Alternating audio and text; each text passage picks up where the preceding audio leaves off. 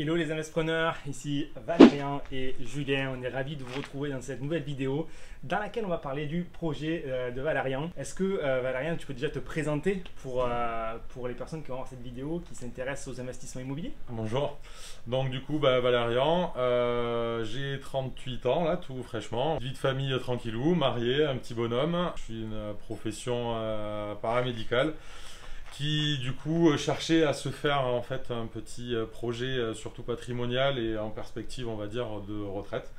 Donc du coup voilà, je me suis penché un petit peu sur l'immobilier il y a déjà quelques temps, ça fait bien 4 ans, mais il m'a fallu un petit moment pour mettre le pied à l'étrier et voilà, me donner le temps et voilà, les opportunités d'aller au bout du projet. Là aujourd'hui du coup, tu habites dans quelle région? Tu as investi dans quel secteur? Voilà, alors du coup moi j'habite dans le sud-est, donc pas très loin de Marseille, à 45 minutes. Et là du coup on est dans le Vaucluse, voilà, pas très loin d'Avignon. Et du coup un secteur qui est pas trop loin de chez moi parce que ça faisait partie voilà, de mes critères importants d'être sur un secteur au max à 1h15 de la maison pour pouvoir assez aisément naviguer entre voilà, chez moi et le travail et la vie perso. Ce qui est vraiment ce qu'on vous recommande d'ailleurs. Ça ne sert à rien d'aller chercher, enfin chacun sa stratégie, mais soit on va chercher le maximum de cash flow et on va dans des villes qui s'y portent à la contrainte que c'est peut-être un peu plus loin, soit on reste plus proche. On n'a pas 10% mais peut-être 9% de rentabilité, pas 1000 euros de cash flow mais 800, et c'est beaucoup plus facile, c'est à côté chez vous. Donc chacun adapte la stratégie à son contexte. On a du coup un projet de quelle surface? Alors au total on a à peu près 350 mètres carrés au final, 350 parce mètres qu'il carrés. y a un local commercial au rez-de-chaussée qui va occuper en gros 90 mètres carrés, avec une cinquantaine de mètres carrés de réserve, et le reste en fait va être divisé sur 4 appartements en étage, okay. Voilà, 4 T2, qui ont des superficies un petit peu différentes, mais voilà, 4 T2. Donc les T2 devraient se louer? Voilà, normalement les T2 vont osciller entre on va dire 580-600 euros à 750 pour le plus grand, parce que il va faire 60 mètres carrés. Donc on va dire duplex, 600 euros, voilà. 6 x 4, 24, donc on a 2400 euros de revenus locatifs en moyenne, peut-être voilà, entre ceux qui sont plus petits et ceux qui sont plus grands. Plus du coup le local commercial. Voilà, en gros, normalement dans les prévisions là, que j'ai faites, les 4 appartements couvrent ma mensualité de crédit. Voilà. Et le local commercial, en fonction de ce que j'arriverai à le louer, ça va être vraiment ma plus-value et mon cash flow. Sachant qu'on est dans une ville moyenne, en plein centre-ville, tous les locaux de la rue sont loués.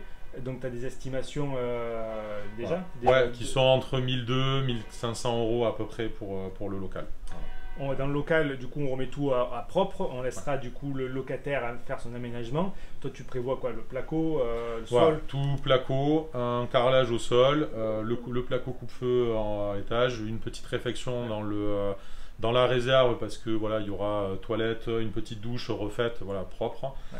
Mais je reste simple parce que pour le moment, je ne sais pas encore quel type de locataire il y aura, même si j'ai une petite idée voilà, de ce que je veux et ce que je ne veux pas. Je vais laisser quand même un champ libre. Voilà. Okay. Donc, comme ce sera de toute manière la dernière pièce faite, vu qu'elle nous sert quand même pour le moment de stockage, pour monter les matériaux, tout ça, d'ici peu, je pense que je mettrai aussi une annonce pour voilà, sonder un petit peu aussi le marché. Et fonction des retours que j'aurai, peut-être adapter directement avec le futur locataire des travaux ou pas, voilà, en profitant peut-être de mon entreprise qui est déjà là. Quoi. Donc autofinancement avec les locataires en habitation, le cash flow déjà en location longue durée, on va le faire sur le local, 1000-1200 euros. Une fois que tu auras levé les charges, il devrait rester facilement en location longue durée. En longue durée, je vais être entre 600 et 900 euros, okay. Voilà, en fonction de la location. Tu es en SCI à l'IS, donc c'est très important d'aligner la stratégie fiscale, parce que du coup, si tu avais été en nom propre, effectivement, le local serait été imposé fortement. Là, pour le coup, tu étais protégé par rapport à ça. À voir si dans l'exploitation des habitations, tu veux faire de la courte durée, ce qui n'est pas encore très décidé, vu le cash flow et la rentabilité déjà. Voilà. Je m'étais laissé l'option de peut-être en faire un. Mais voilà, j'y réfléchis encore parce que en fonction des contraintes, du temps, voilà, vu que j'ai déjà potentiellement un bon cash flow, peut-être que je le laisserai de côté et que je me consacrerai peut-être à un autre projet pour Ça me fait passer, mais ce qui est aussi cool, c'est que tu as déjà trouvé ton premier locataire. Parce que du coup, c'est. Ouais, voilà, certainement la maman qui va récupérer déjà un des appartements. Donc, ouais, ça peut être une bonne opportunité aussi d'avoir quelqu'un de confiance dans le lot. Voilà. Est-ce que tu as eu des difficultés pour trouver ce projet? Qu'est-ce qui s'est passé sur les fois d'avant? Est-ce que ça a été compliqué? Ouais, quelques déboires. Ouais, ça fait du coup entre le moment où voilà, je voulais faire le projet IMO, le moment où je m'y suis mis et le moment où quand je m'y suis mis, j'ai pu vraiment trouver. Ouais, il s'est passé un bon laps de temps parce qu'effectivement, j'ai dû essuyer quelques revers. Alors pour rester simple et général, voilà, un coup ça a été une vendeuse qui, malgré le bon prix, s'est rétractée à la dernière minute. Une deuxième fois dans le projet de division, malgré les recherches à la mairie et avoir eu les bons interlocuteurs sur le papier, il s'est avéré qu'arrivé au jour de la signature, avec un bon contact de la notaire auprès de la mairie, le projet n'était plus faisable sur un aménagement de rez-de-chaussée, comme visiblement beaucoup dans le secteur du Vaucluse et peut-être ailleurs aussi. Les rez-de-chaussée, ils aiment moins les changements de destination quand il y a déjà un local. Donc obligé d'abandonner. Un dernier projet aussi qui avait capoté avec des petites entourloupes d'agents immobiliers, voilà. Et au final ouais, à chaque celui-ci sur lequel j'ai fini, voilà, que je suis revenu parce que je l'avais vu avant celui voilà, de Bagnols. Et voilà, j'ai eu l'opportunité de faire voilà, une offre assez agressive pour avoir voilà, un achat donc, tu as bas. 330 mètres carrés, acheté à quel tarif ici? Là, j'ai acheté à 140 000 euros. 140 000 euros, voilà. Frais de notaire compris. Frais de notaire compris. Voilà, donc ça fait un prix au mètre carré inférieur à 500 euros. C'est ça, dérisoire. Voilà. Bon, il y avait pas mal de petits points noirs qui ont fait peur à certains et que voilà, j'ai pu, via l'entreprise que j'ai trouvée, moi, savoir que je pourrais les gérer. Et donc, sachant que du coup, toi, travaux compris, tu t'en sors à combien au prix au mètre carré? Il me semble que je reste inférieur à 1500 euros le mètre carré. Je crois que dans le avec les travaux, je crois que j'arrive entre 1200 et 1300, un truc comme ça. Sachant que ici, on est sur une ville à 2100 euros le mètre carré, prix moyen, pile là dans le centre. Donc facilement, tu as 500 euros de marge par mètre carré. Vu la surface, ouais, largement, là, on est voilà, sur une plus-value à peu près à 200 000 euros, je pense, 200 000 assez aisément. 200 000 euros de plus-value. Alors, ça, c'est si on calcule toute la surface. En vrai, le local commercial, c'est un petit minimisé. Voilà. J'ai minimisé. Quand je compte 200 000, j'ai minimisé la valeur. J'ai pas vraiment compté la réserve et le local est considéré un peu différemment. Parce que si je comptais vraiment toute la surface, on serait même beaucoup plus haut. Donc, est-ce qu'au final, les quelques galères que tu as rencontrées préalablement pour arriver à ce résultat valent la peine? A priori, oui. Je dirais que peut-être aussi que, ben voilà, on va peut-être parler de destin.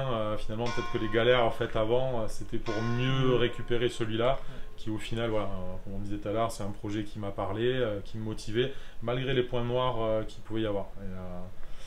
Concernant les travaux, du coup, point noir, voilà, on a effectivement refait une partie de la toiture, chose qui n'est pas typiquement ce qu'on va vous recommander dans nos programmes. Néanmoins, ville patrimoniale, belle plus-value, beau cash flow, voilà, et à chaque fois on pose le pour et le contre et au final ça passe.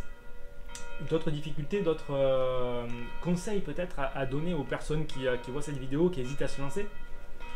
Ben là, honnêtement, voilà, c'est vraiment de s'armer de patience, voilà, d'être rigoureux, d'avoir voilà, une formation, finalement des compétences à acquérir, de s'entourer peut-être de personnes voilà, qui sont un peu dans le même mood, qui ont un peu le même mindset, parce que c'est pas toujours évident quand on parle de ce genre de projet, de ce qu'on veut faire avec des gens qui ont des fois un avis très divergent. Donc c'est bien d'avoir des gens qui ont la même façon de penser pour voilà, pouvoir s'épauler, s'entraider.